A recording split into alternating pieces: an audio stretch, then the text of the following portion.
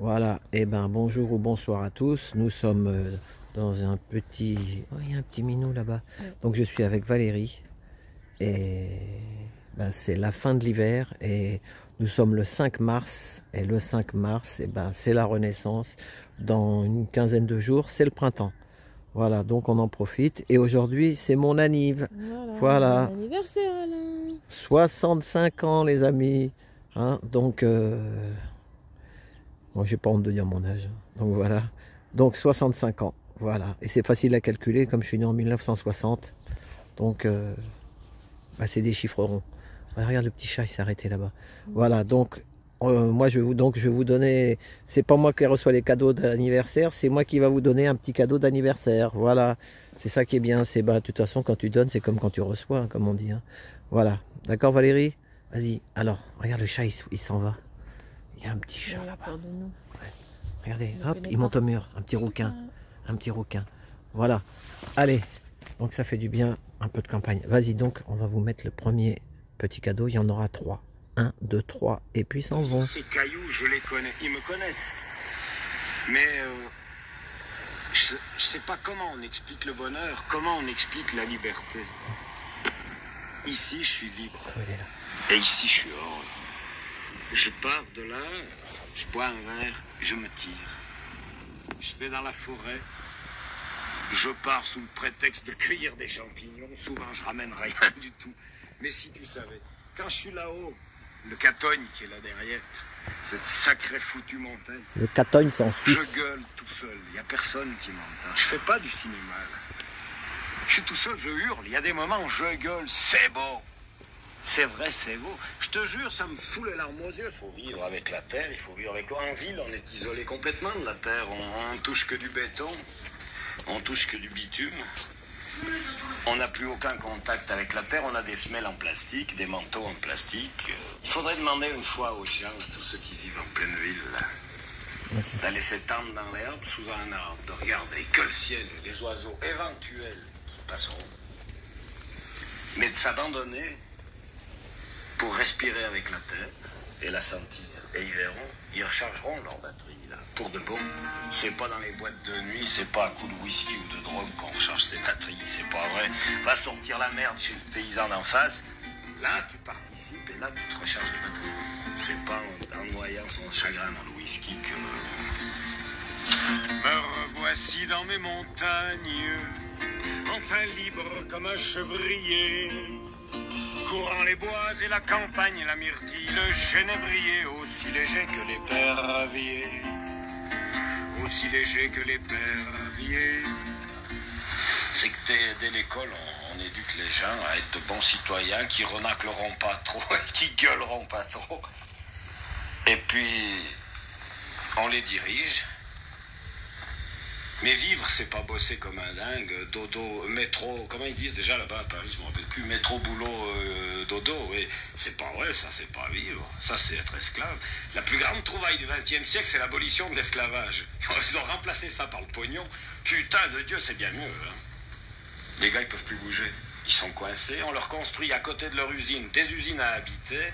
Comme ça, ils quittent pas le milieu, on est sûr de les avoir sous la main. C'est pas vivre. Or, moi, j'ai qu'une vie. Ce qui m'importe, c'est de la vivre. Si je la vis mal, ça regarde personne que moi. Parce que la vivre bien, c'est pas avoir de l'argent. La vivre bien, c'est vivre.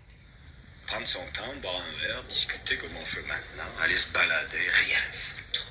Perdre son temps, c'est la plus merveilleuse façon de le gagner.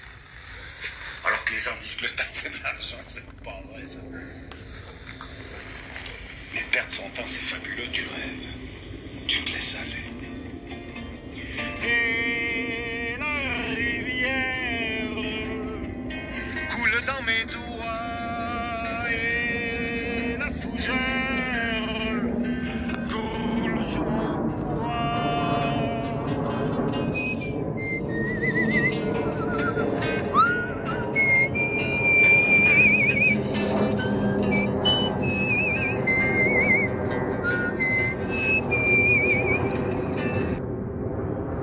Et ben voilà, ça c'est de la poésie. C'est un monsieur suisse. Voilà, on continue. Ah ben regarde les nounours là-bas, il y en a 2 dans l'arbre. C'est longtemps qu'ils sont là. Ouais. Voilà. Donc maintenant on fait le le troisième là. Comment elle s'appelle la dame? Donc là, c'est un monsieur suisse, perdre son temps. Rencontre avec Bernard, comment il s'appelle? Bernard Montangaro, je sais pas parce que... Si, il y a son nom. Perdre son temps, c'est la meilleure façon de le gagner. Voilà, c'est ça sur YouTube. C'est Voilà. Bernard Montangaro, un artisan, chanteur, écrivain anticapitaliste. Voilà. C'est un poète. Voilà. De 1973. Ah bah c'est vieux, hein, 1973. C'est pas vieux. Voilà. Donc, allez, on avance, on continue. Alors, attends, vas-y, une fois que l'avion est parti. Donc, maintenant, on va vous mettre, comment elle s'appelle? Globe, Eden Globe. Les égrégores. Eden Globe. Eden Globe, écoutez ça, c'est sa dernière vidéo sur Toc Toc à la porte. Donc si vous voulez la voir, les égrégores. Le thème, ce sera les égrégores. Voilà, mais il y en a, elle a fait plein de thèmes. Hein. Oui, enfin, celui qu'on écoutera, ce sera les égrégores. Voilà, les égrégores, écoutez ça, c'est sa chaîne, c'est Eden Globe sur Toc Toc, sur Toc Toc. Voilà. Bon, il y a plein de zinc qui partent, c'est toujours comme ça. Attends, on va faire une pause. C'est parti. L'influence invisible qui façonne nos vies. Nous croyons que notre monde est régi par des lois physiques, des décisions politiques et des structures matérielles. Mais la véritable influence qui façonne nos vies est bien plus subtile, bien plus profonde. Elle est invisible, pourtant omniprésente. Elle est partout autour de nous, en nous. Elle influence nos pensées, nos émotions, nos décisions. Cette influence, ce sont les égrégores. Qu'est-ce qu'un égrégore? C'est une entité énergétique formée par les pensées, les émotions et les croyances d'un groupe de personnes.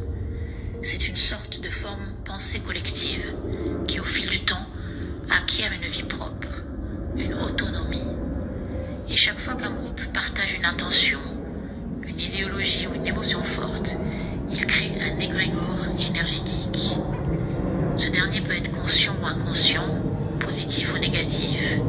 Il peut inspirer et motiver, mais aussi manipuler et contrôler. Et le système, grâce à cela, se nourrit de votre énergie. Car là où il y a une intention partagée, il y a un égrégore. Et là où il y a un égrégore, il y a une force qui cherche à tout prix à se maintenir et à se renforcer. Quel égrégore nourrit votre maison? Celui des médias qui dictent ce que vous devez penser? Celui des injonctions sociales et familiales qui vous disent comment vous devez vivre? Celui du consumérisme qui vous pousse à toujours vouloir plus sans jamais être satisfait? Nous vivons dans un monde où nos pensées et notre énergie sont détournées pour alimenter des structures qui ne nous servent pas. Un égrégore, lui, ne veut qu'une seule chose, perpétuer à tout prix son existence. Il va tout faire pour se nourrir, attirer de nouvelles énergies, imposer ses codes. Il va façonner la réalité de ceux qui l'alimentent, les enfermer dans des croyances, les manipuler sans qu'ils en aient conscience. Regardez autour de vous. Qui dicte ce que vous pensez? Pourquoi ressentez-vous certaines émotions sans savoir d'où elles viennent? À quoi donnez-vous votre énergie chaque jour? Nous sommes tous sous influence. Le système est construit pour créer et renforcer ces égrégores. Le système dans lequel nous vivons ne se contente pas d'exploiter les égrégores, il les crée de toutes pièces. Regardez par exemple les médias, cette usine à égrégores. Les médias mainstream ne font pas qu'informer, ils orientent, polarisent et créent des champs énergétiques puissants. Un fait isolé devient un récit collectif, une sorte de script qui provoque des émotions fortes, peur, indignation, colère, espoir. Et les égrégores s'en donnent à cœur joie. Ils se nourrissent, et ces émotions massives nourrissent donc ces égrégores planifiés qui influencent ensuite le comportement des foules. C'est comme un cercle vicieux. La politique aussi, qui sont des égrégores de division. Les gouvernements, les institutions ont toujours utilisé les égrégores pour maintenir le contrôle. Ils créent des oppositions artificielles pour créer des énergies et pour s'en nourrir. Chaque champ nourrit un égrégore spécifique qui se renforce grâce au conflit et au débat stérile. L'énergie des masses est ainsi canalisée, loin des véritables enjeux. Pourquoi sommes-nous prisonniers de ces égrégores? Parce que nous avons été coupés de nos propres connexions naturelles. Nous avons été coupés à la fois de notre connexion céleste, mais aussi de notre connexion terrestre. Nous avons perdu le lien avec les lois naturelles, avec l'énergie primordiale qui nous permettrait d'être autonomes. Et privés de cette connexion, nous devenons une proie facile pour ces égrégores artificiels. Et parce que nous avons oublié notre essence, nous nous accrochons à des identités créées par ces égrégores. Nous jouons des rôles, des personnages. Nous nous conformons à des attentes. Nous nourrissons des structures qui nous dépassent. Reprenons notre pouvoir. Le monde dans lequel nous vivons est rempli d'égrégores artificiels qui détournent notre énergie. Mais nous avons le choix. Nous pouvons céder notre pouvoir à des forces invisibles qui nous dépassent. Nous pouvons reprendre le contrôle, choisir de quoi on se nourrit, choisir à quoi on donne notre énergie. Car si un égrégore peut nous emprisonner, il peut aussi être un outil de libération. Nourrissons-nous des bons symboles, des bons messages. Nourrissons-nous de belles lectures ou de beaux films. La clé est entre nos mains.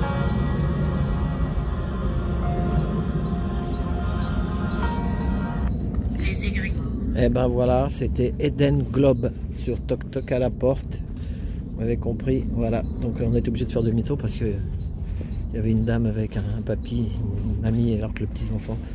Donc maintenant on va aller jusqu'au bout du chemin et on va finir avec le troisième petit cadeau.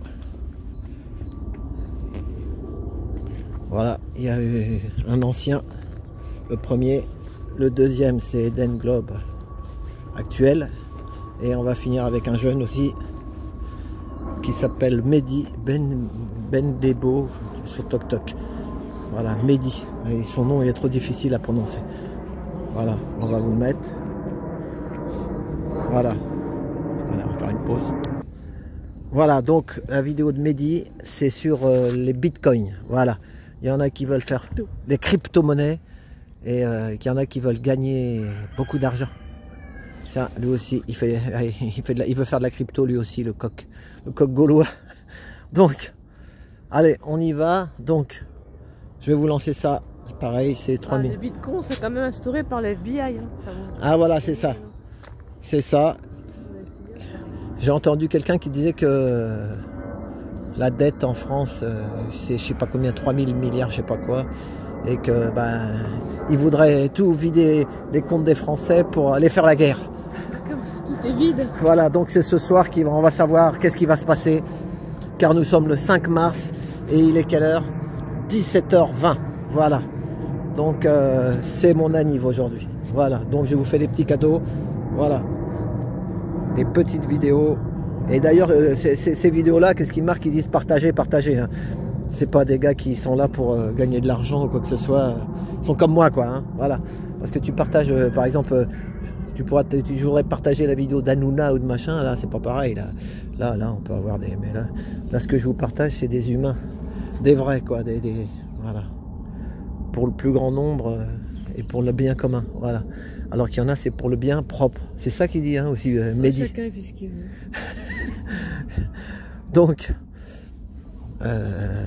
Donc on y va. Vas-y, lance, Mehdi.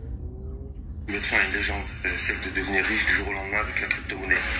Alors j'ai parcouru plusieurs de vidéos, j'ai parcouru plusieurs de vos lives, et à aucun moment vous parlez de technologies sous-jacentes ou des avancées en physique subatomique ou en IA quand vous traitez de sujets comme la crypto, tout ça.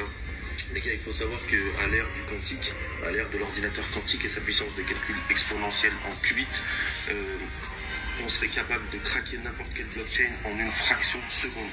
Il faut le savoir. Craquer, c'est faire sauter. Pour parler de crypto-monnaie ou de trading, sans prendre en compte le trading haute fréquence, sans prendre en compte les programmeurs, les codeurs qu'il y a derrière, hein, donc qui programment des bots capables d'effectuer des équations, des calculs de probabilité pour étudier les tendances et les dynamiques de marché. À quel moment on peut devenir riche en négligeant tous ces paramètres? À quel moment on peut devenir riche dans la crypto? Comme on vous le dit, d'investir en crypto-monnaie, qu'est-ce que vous pouvez vous permettre de perdre? Donc c'est le casino, en fait, c'est la même chose que le casino. Maintenant, il faut savoir une chose, c'est que, vous savez, sur les marchés financiers aujourd'hui, c'est du trading haute fréquence, des programmes d'algorithmes en binaire qui effectuent des centaines de milliers d'échanges commerciaux à la milliseconde, qui reposent sur rien si ce n'est sur de la dette. Il faut le savoir. Donc Donc moi, je voudrais savoir à quel moment on peut se permettre d'être une pointure en crypto-monnaie, ou être une pointure sur les marchés financiers, n'importe quel, peu importe le marché, peu importe les marchés, pardon, quand on n'a pas de notion en informatique, quand on n'a pas de notion en mathématiques, quand on n'a pas de notion en physique subatomique, parce que comme je vous l'ai dit, les avancées en IA, elles ont des liens de cause à effet direct sur les avancées en physique quantique. Les avancées en physique quantique ont des liens de cause à effet direct sur les avancées en IA. Quand je vous dis que l'ordinateur quantique est capable de craquer n'importe quelle blockchain en une fraction de seconde, il faut savoir que les ordinateurs quantiques ont des algorithmes qubits. Je m'explique. L'algorithme peut être à la fois un 0, un 1 ou un 0 et un 1 en même temps. Pour que cela puisse se faire, il faut qu'il y ait intrication quantique. Quand on parle d'intrication quantique, on parle de deux particules qui peuvent être querellées, interconnectées, même si 150 millions de kilomètres de distance les séparent, elles interagiront de la même manière en simultané, comme une seule et même particule. Donc, à prendre en compte les avancées en physique subatomique, avoir des notions sur la superposition quantique et le schéma vivant de Schrödinger, le principe d'incertitude d'Heisenberg, les formes de Jung, la conjoncture de Fermat, tout ça. Les gars, un peu de bon sens tout de même. Arrêtez de faire croire aux gamins que vous pouvez devenir riche comme ça du jour au lendemain. Alors, bien sûr, il y en a peut-être un sur 1 million qui va mettre de l'argent sur une crypto. La crypto va péter dans la soirée ou dans la semaine ou dans le mois qui suit, tout ça. On va faire x50, x1000, souvent c'est des mêmes coins d'ailleurs, hein. Souvent c'est des mêmes coins en plus, c'est ça le pire. Mais arrêtez de vendre du rêve comme ça aux gens, vous savez, en physique chaque acte entraîne des conséquences. Le seul moyen de perfer dans n'importe quel domaine, le seul moyen d'exceller dans un domaine, c'est de le faire par amour, tout simplement. Et avec énormément de travail, hein. Quand je vous dis de le faire par amour, c'est-à-dire ne pas compter les heures de boulot, ne pas, voilà. Donc n'allez pas entreprendre je ne sais quoi si ça vous intéresse pas au départ, juste pour faire de l'argent, tout ça, ça n'existe pas et ça n'a jamais existé. Sur ce, je vous souhaite à tous de passer une excellente journée. C'était Mehdi Mobezido, Akiritique en qubit, que la paix soit sur vous et sur la création, non sur l'entièreté. Peace. Bravo Mehdi Benbedo. Voilà, sur TokTok. Voilà.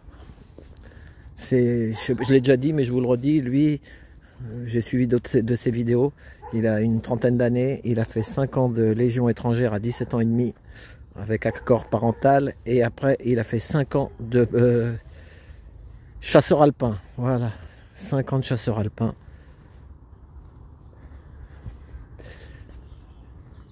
Il a sa tête bien sur les épaules, hein.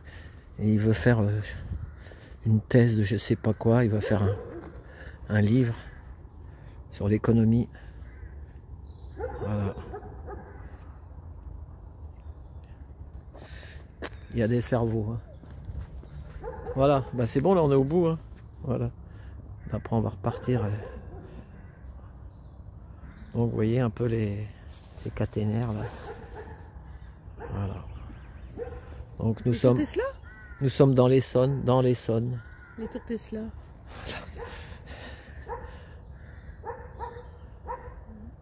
Voilà. Donc, attends, je vais te prendre de dos, Valérie. Ah oui, ça fait avec ta petite truc, c'est. On a regardé. Elle a mis la veste de David Croquette. Là, il fait 18-19 degrés. On ne sait plus s'il fait trop chaud, trop froid.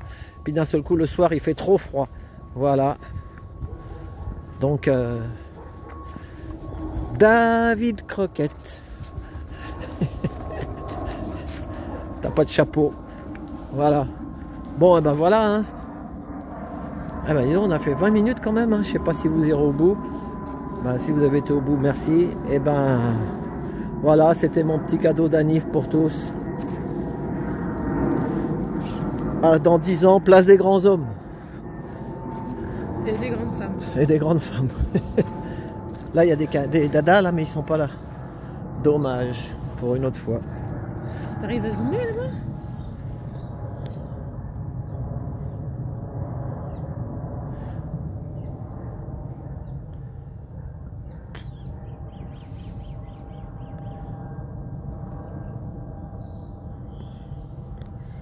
Donc voilà Valérie, on va dire au revoir.